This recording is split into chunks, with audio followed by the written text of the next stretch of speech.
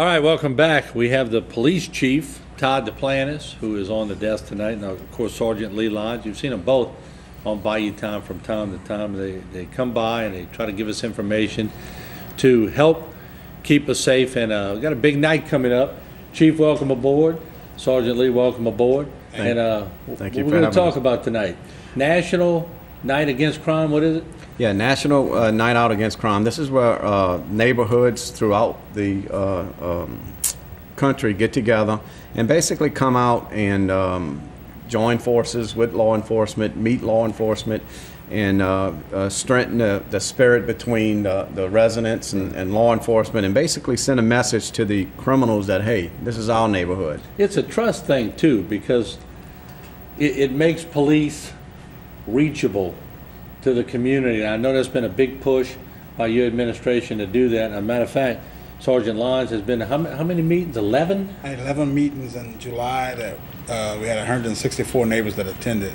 And it's growing, it's really growing. And that's what I'm saying, you're finding more and more people are going.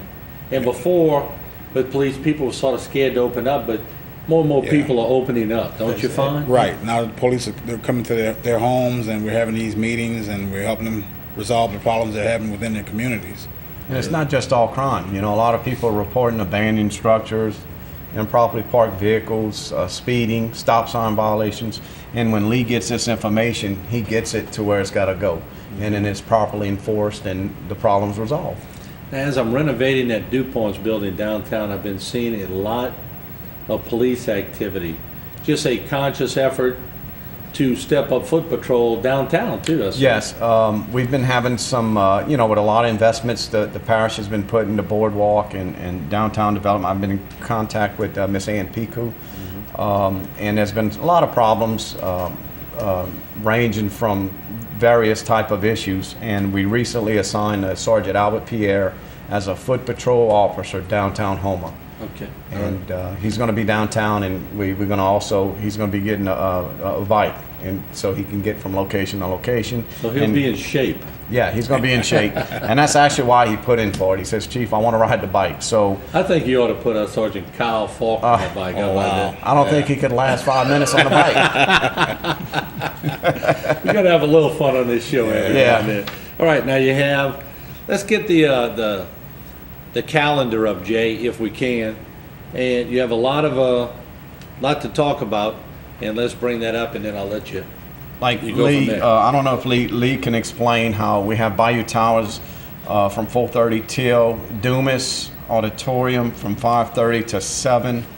Maple Wright, Jefferson Davis at Maple Park Avenue. Now, Lee, I don't know if you want to cover at Maple. There's going to be a lot of equipment out there. At the Maple Wright Avenue, Jeff Davis, it's called the Maple Park Association Group, the three communities together. They're going to have, we're going to have the CERT truck from the Houma Police Department with CERT team members, Okay. a critical incident response team, as well as bicycles. We'll have a unit there. We'll have a fire truck there. They're going to be face painting. Lots of activities for the kids. This group is real big on promoting this night for the kids, to let them know that what law enforcement is all about with the Neighborhood Watch program. Now, we do have approximately 20 groups right now, and a lot of the groups, we have 10. This is the top, this is 3 of them right here. I know Dumas is going to have hot dogs and snowballs for the kids. Yeah. A lot of the groups are consolidating. Yeah, you some know. of the smaller groups are going to go to the larger events Right. that are being held. Some of the groups are just starting out as well, and they're not familiar with the program, how it goes, so they were invited over to some of the larger activities that we're having. What have you found this has done? I mean, I know y'all made a big push on the image of the Houma Police Department, but this can do nothing but good. So a lot of good comes out of these, don't they? I keep track with the media and what have you. And the other day, I noticed Tri-Parish did an article on crime statistics. It reported our crime reduction, I'm proud to say, from 2010, it plummeted. We had 73% decrease in murders, 30% decrease in robbery, 18% in aggravated assault, and 13% in rapes. And like I said, I credit that to the progress we've made in Neighborhood Watch. Let's talk a little bit about, and it's more than Neighborhood Watch, it's getting people out there and being a little more vigilant, police officers. So there's been a big push to just don't go park a unit on the corner, so move around in the neighborhoods and be seen, so to speak. Be seen, move around, and one of the things myself and Sergeant Lyons work hard at, I know when Sergeant Lyons goes to one of these meetings, he lets the shift officers know. That's important, to let the the guys that are actually the boots on the road, those guys are coming in at these neighborhood watch meetings. It's not just administration going in at these meetings. The guys, the road officers are going in at these meetings and actually hearing the complaint and saying, hey, I'm the officer that's patrolling your residence. So tell me what your problems are. And it gives them a different input on these complaints from these residents. And it's not going from one person to another. They hearing it straight. They hearing it Straight from the complainants. Yes. Community policing, basically. Again, we're trying to have a big push with that, getting us more involved with the public, going out and meeting the public, not just going there when we have complaints. We out patrolling, get out, we walk, talk. Well, let me ask you this interesting thing. Sometimes on TV we have people that just want to be heard, and once you listen to them, you don't ever see them again because they've been heard. Do you find when you get in these meetings, people who've complained for years sometimes just disappear because they've finally been heard? Yeah, we get that. In fact, we were talking about it earlier, and the key to our success, to continue success, is to keep the people involved. And in fact, we have council members that come in.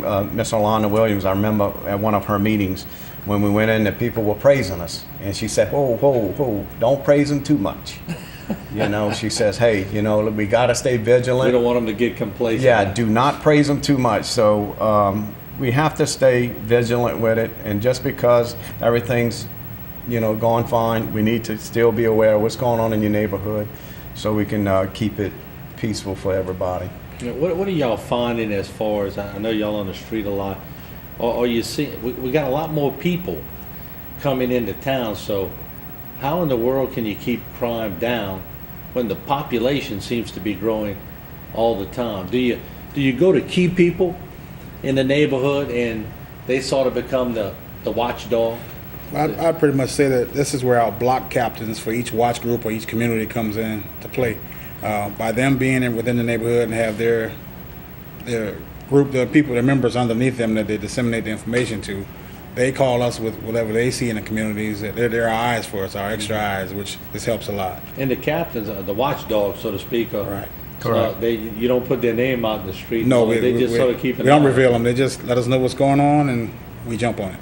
And that's important because I know when I rode on the beat with you guys and the police are driving around, they roll their window down. The police officers know them by name and they know the police officers Right. by name. So it's a one-on-one deal, isn't it? Yeah, that's exactly what it is, and that's exactly what we need to continue fighting crime here.